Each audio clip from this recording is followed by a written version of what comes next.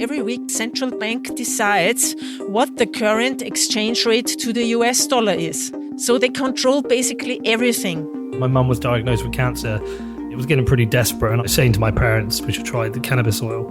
And the only way you could buy that was via dark web marketplace. We went and bought some Bitcoin, and then we purchased the cannabis oil, but it was a bit too late for mum, sadly. The physician in a country that experienced very, very bad inflation. They didn't put a lot of emphasis on investing, and they mostly saved in cash, and a lot of that cash was unfortunately wiped out. We're trying to create a new system where the people have control over the money and not some government or some shady group of businessmen. Money doesn't work the same for everyone. And if you haven't had to think about that, then you're probably one of the lucky ones. The financial system most people around the world have access to today is completely broken. Inflation is eroding away your life's work. People are losing access to their bank accounts because of what they say. People's assets are getting seized.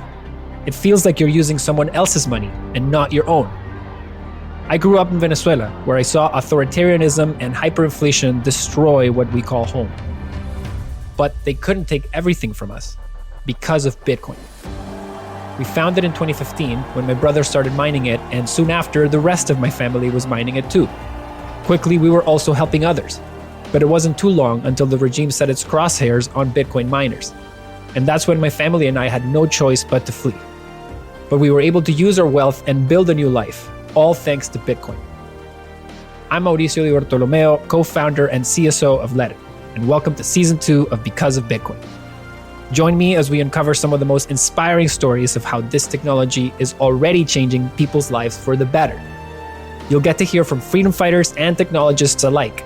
Our guests will shine a light on the wide-ranging use cases for Bitcoin today, from a humanitarian freedom tool to digital gold, and why we believe it's the future of money.